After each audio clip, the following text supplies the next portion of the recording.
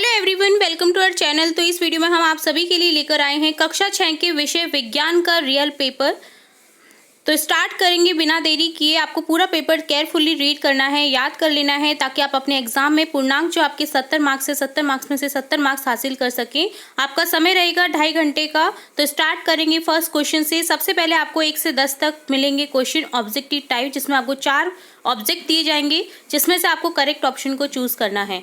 तो first question है सर्वाहारी जंतु है। यहाँ ऑप्शंस हैं गाय, कौवा, हाथी, बंदर। आंसर हो जाएगा आपका आ कौवा। सेकंड है रेशों से धागा बनाने। यहाँ धागा बनाने की क्रिया क्या कहलाती है, यहाँ करेक्ट करना है धागा। तो कौन सी क्रिया कहलाती है, कताई। ठीक है, ई ऑप्शन करेक्ट हो जाएगा। यहाँ मैं बता दूँ आपको, सर्वाहारी यानी सभी चीज़ों का जो आहार ग्रहण करता है, जैसे शाकाहार, मांसाहार। ठीक है।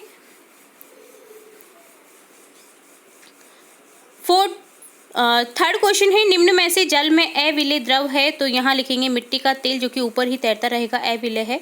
फोर्थ है हमारा शरीर सूर्य के प्रकाश की उपस्थिति में कौन सा विटामिन बनाता है। ऑप्शन ई करेक्ट हो जाएगा, बड़ी ई, विटामिन डी। फिफ्थ क्वेश्चन है पौधों का कौन सा भाग मिट्टी के अंदर होता है। तो यहाँ ऑप्शन करेक्ट हो जाएगा, सेकंड ऑप्शन जड़। सिक्स क्वेश्चन है निम्नलिखित में से कौन सा जंतु रेगिस्तान का जहाज कहलाता है। रेगिस्तान का जहाज तो आप सभी जानते ही हैं, आ ऑप्शन करेक्ट हो जाएगा, ऊंट। 7 क्वेश्चन है 1 सेंटीमीटर में कितने मिलीमीटर होते हैं। तो 1 सेंटीमीटर में होते हैं 10 मिलीमीटर, ऑप्शन ए करेक्ट हो जाएगा। 8 है पारदर्शी वस्तु है। पारदर्शी वस्तु कौन सी हो जाएगी, कांच, जिसमें से हम आर पार देख सकते हैं, वो क्या कहलाता है, पारदर्शी। दर्पण एक अपारदर्शी वस्तु है, क्योंकि हमें हमारी परछाई दिखाई देती है। अगर पारदर्शी होता तो हमें हमारी परछाई नहीं दिखाई देती। 9 क्वेश्चन है निम्न में से विद्युत का सबसे अच्छा चालक कौन सा है। तो यहाँ हो जाएगा अ, मानव शरीर। सभी चालक हैं, तो मानव शरीर जो है वो अच्छा चालक है विद्युत का। 10 क्वेश्चन है निम्न में से निर्जीव है। तो आंसर लिख देंगे जिसमें कोई जीव नहीं है, जल। ठीक है, ऑप्शन ए करेक्ट हो जाएगा। नेक्स्ट है सही शब्द का चयन करते हुए रिक्त स्थानों की पूर्ति कीजिए। 11 से 20 तक आपको सही शब्दों की पूर्ति करनी है रिक्त स्थान में। जैसे 11 देखेंगे, गति करते समय यहाँ लिख देना है आपको पेशियों के संकुचन से अस्थियां खींचती हैं। 12 है तना जल का संवहन करता है। 13 है जिसमें लिखेंगे हम जलीय, किसी पदार्थ को द्रव में घोलने से जलीय बनता है। ऊन और रेशम यहाँ लिख देंगे हम जानतव तंतु हैं।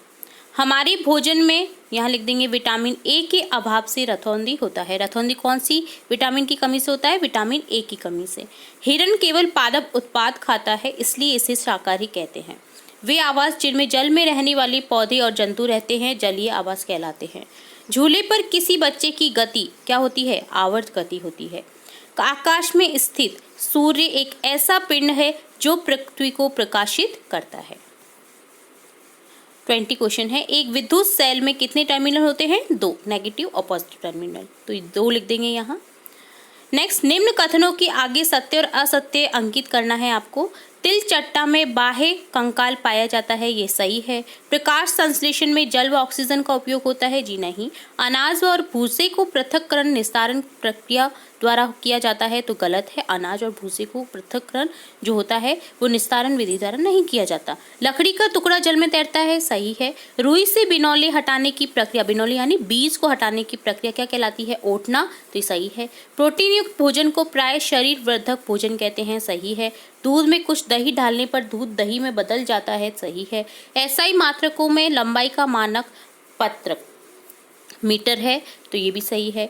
जो वस्तुएं स्वयं प्रकाश का उत्सर्जन करती है उन्हें दीप्तपंड कहते हैं, तो ये सही है।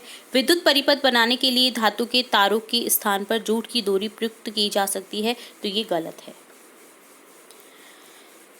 नेक्स्ट है उचित शब्द समूह कथन के साथ मिलान कीजिए। आपको 31 से 35 तक शब्द समूह को मिलान करना है। रुई को मिलान करेंगे कपास से, जूट पटसन, ऊन भेड़, रेशम कीट, संश्लेषित तंतु नायलॉन। नेक्स्ट है निम्न प्रश्नों के उत्तर अधिकतम 3 पंक्तियों में दीजिए 36 से 45 तक।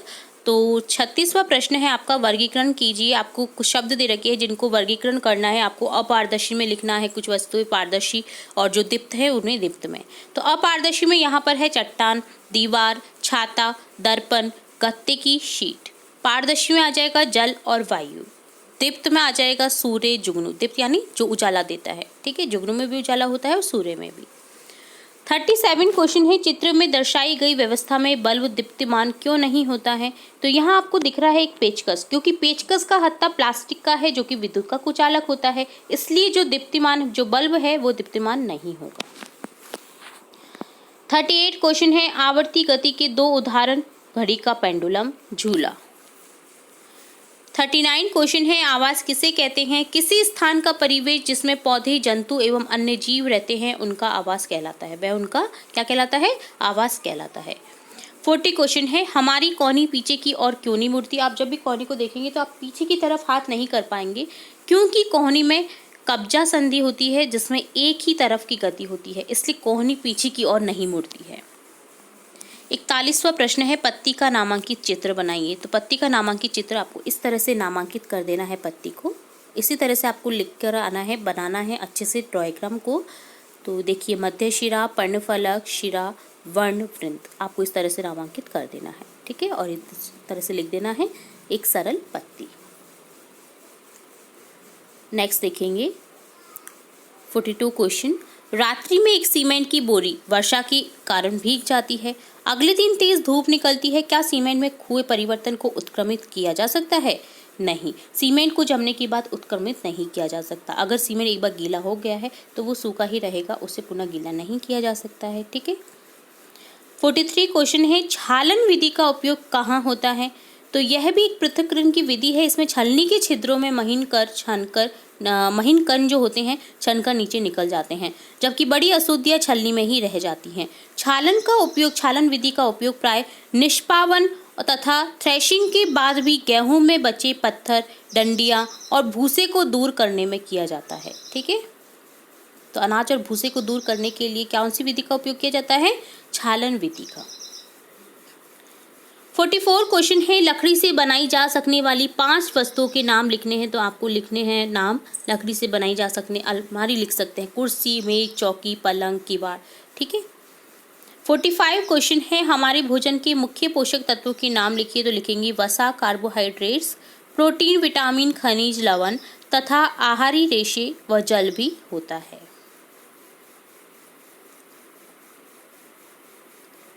नेक्स्ट है आपका, अधिकतम आपको 50 शब्दों में उत्तर देना है, 46 से 48 तक। 46वां प्रश्न है, 5 पौधों के नाम लिखिए, बताइए इनके किस भाग का आप उपयोग खाद्य पदार्थ में करते हैं। तो आलू जिसका तना भाग यूज किया जाता है, शकरकंद जड़ भाग, बैंगन फल भाग, सरसों का बीज भाग, सोयाबीन का बीज भाग। 47 है, हमें रुई कहाँ से और कैसे प्राप्त होती है? तो रुई कपास से मिलती है जो खेतों में उगाई जाती है। कपास की फल को कपास गोलक कहते हैं। गोलक से रुई तथा बीजों को अलग अलग किया जाता है जिसे कपास ओटना कहते हैं। 48 क्वेश्चन है, विद्युत चालक एवं विद्युत रोधक पदार्थों में क्या अंतर है? तो विद्युत चालक इन पदार्थों में से विद्युत प्रवाहित होती है और विद्युत रोधक इन पदार्थों में से विद्युत धारा प्रवाहित नहीं होती है। इनका उपयोग विद्युत परिपथ बनाने में किया जाता है, जो विद्युत चालक पदार्थ है विद्युत परिपथ बनाने में किया जाता है। विद्युत रोधक में लिखेंगे कि इनका उपयोग विद्युत परिपथ में नहीं किया जाता है। तो इस तरह से कंप्लीट होता है आपका पूरा ये पेपर, जिसमें हमने स्टार्टिंग से लेकर एंड तक सभी क्वेश्चन के आंसर विद डिटेल देख लिए हैं। उम्मीद है आपको पूरा पेपर समझ आएगा, आप इसे अच्छे से परफॉर्म करेंगे और आप अपने एग्जाम में पूर्ण में से पूर्ण हासिल करेंगे नंबर। तो अगर आपको हमारे चैनल के थ्रू थोड़ा भी लाभ मिला है तो आप हमें कमेंट बॉक्स में जरूर बताएं, ताकि हमें मोटिवेशन मिले और भी न्यू वीडियोस, इंपॉर्टेंट वीडियोस आपकी कक्षा से रिलेट बनाते रहने के लिए। तो जुड़े रहिए हमारे चैनल के साथ। वीडियो को पूरा देखने के लिए धन्यवाद।